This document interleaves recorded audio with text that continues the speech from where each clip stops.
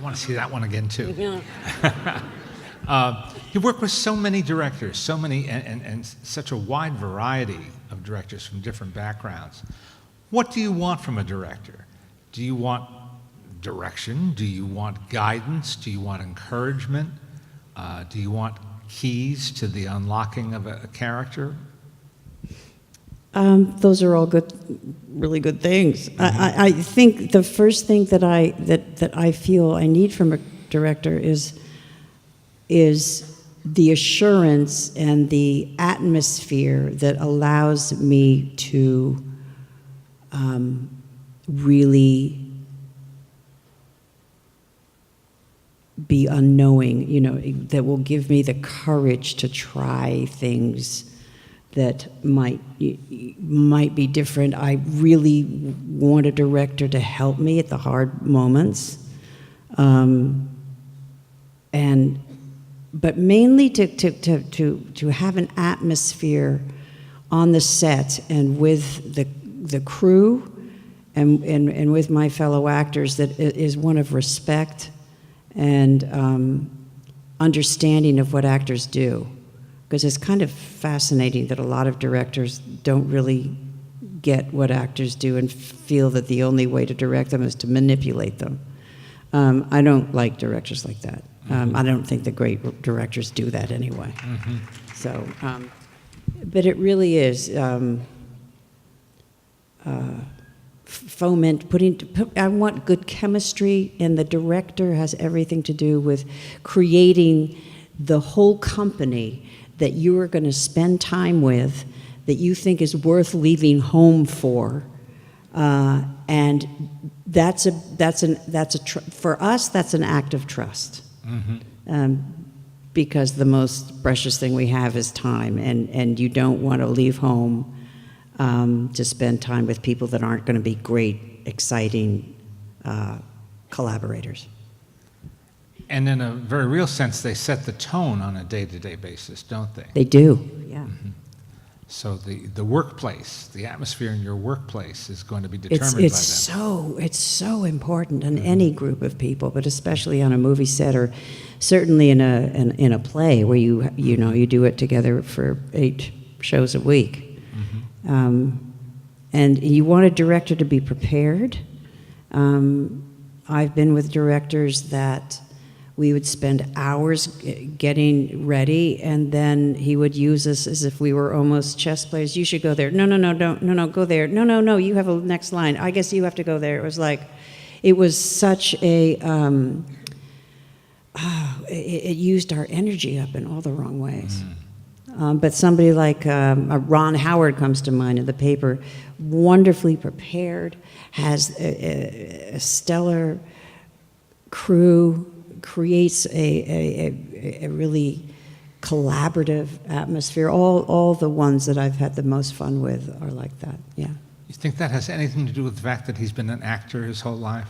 I think it has a lot to do with it. I really do. He empathizes. Yeah, I was talking to Rodrigo Garcia the other day. He directed Albert Nobbs, and he said that we needed rehearsal before Albert Nobbs because it was Victorian Dublin. I was playing a woman disguised as a man. It's not something you can just walk into and know what you to do. And he said, he just admitted to me the other day that he was very afraid because he had never had rehearsals before. And he said a lot of directors are afraid of rehearsal because they think they'll see the actor do exactly what he wants and then they'll never be able to do it again. Like don't shoot your wad before I'm ready to put it on camera. But then he realized that no, actors can actually even be better, in rehearsal. That rehearsal it's interesting. I like all the films you've made with him. 9 Lives, I love things him. You can tell just by looking at her. These are wonderful. He has an understanding of female characters that's exceptional, doesn't he? Yes, he's just also a great human being, and he said he was raised around wonderful women. His mother and his grandmother, of course, his father. Gabriel Garcia Marquez is one of the great poet writers, ever. So yeah, I loved working with Rodrigo, and I hope to do it again in the future. All right, so someone comes to you and says, hey, here's an idea. We want you to play Cruella de Vil. This, outlandish, exaggerated cartoon character from Disney's 101 Dalmatians. And you say, yes! What made you so eager or willing? Well, as I said before, I grew up with the great Disney villains, the great witches. And because of my love of fairy tales, I knew how important the witch was. And basically, Cruella is a classic witch. And I also, having a daughter, but also when I was little, well, I'm changing the subject. I'll stay on witches. I was going to go to mothers, but I'll stay on witches. So I was thrilled because I thought, oh, that puts me in a great tradition. I was doing Sunset Boulevard on Broadway at the time, and they came in, and I met with them, and I was thrilled. And I worked very hard. It was a John Hughes script, and I felt very strongly that she wasn't mean enough. He was trying to water her down. You go back to the original cartoon, and she is mean.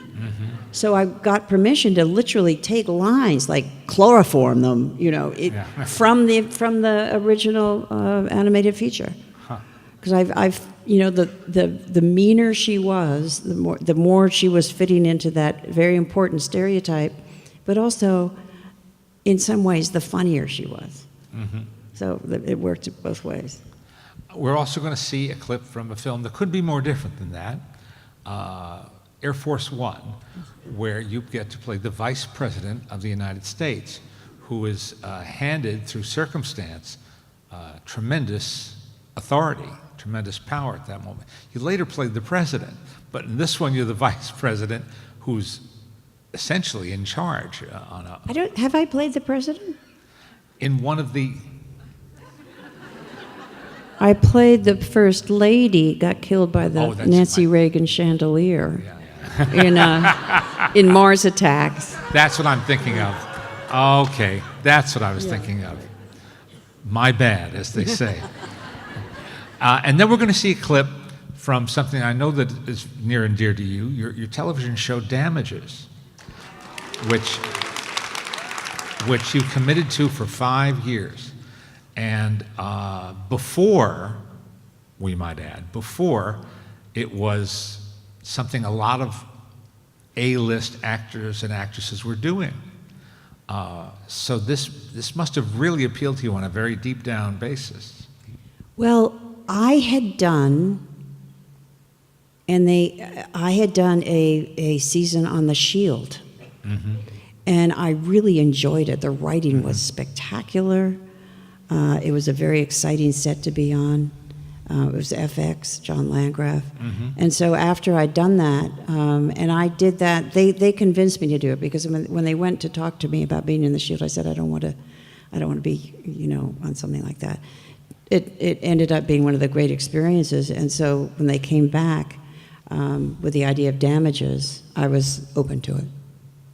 And I've always believed in television. The second thing I did professionally was something called Something About Amelia, and it confronted the issue of incest, and it was right after GARP, and I was told by my agent that it would ruin my film career.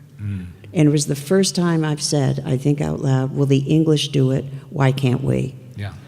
Yeah. And I've always gone by that all the greats, Helen Mirren, Judi Dench, all of them have done theater, TV, sitcoms even, and film.